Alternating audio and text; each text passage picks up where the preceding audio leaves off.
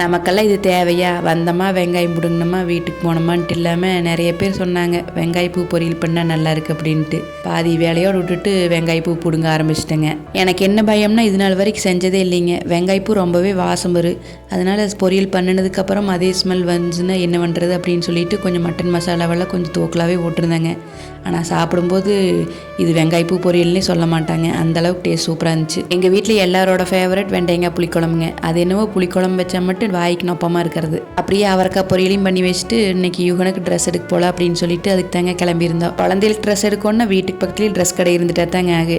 4 time கூட போகிறதில்ல, 4வது டைம் ட்ரெஸ் பத்தாமல் போயிடுறது. அப்புறம் கடையில் போனால் விதவிதமாக குழந்தைகளுக்கு ட்ரெஸ்ஸை பார்க்கும்போது நம்மளுக்கும் எடுக்கலான்ட்டு ஆயிடுதுங்க. எப்படியோ தீபாவளி ஷாப்பிங் முடிஞ்சுதுங்க. அப்படியே வர்ற வழியில் சொந்தக்காரங்களுக்கு வேலைக்கு வரவங்களுக்கெல்லாம் ஸ்வீட் கொடுக்கணும்னு சொல்லிட்டு கீதா பேக்கரியில் தாங்க ஆர்டர் கொடுத்துருந்தேன். தீபாவளிக்காக ஆஃபர் போட்டிருக்கிறாங்க. நம்மளுக்கு பிடிச்ச மாதிரி ஸ்வீட்டை கஸ்டமைஸ் பண்ணி கூட வாங்கிக்கலாங்க. ஆஃபர் ரேட்டில் பண்ணி கொடுக்குறாங்க. பல்க் ஆர்டரை எடுத்துகிட்டு இருக்கிறாங்க. உங்களுக்கு வேணா இந்த நம்பருக்கு கான்டாக்ட் பண்ணி பாருங்கள்.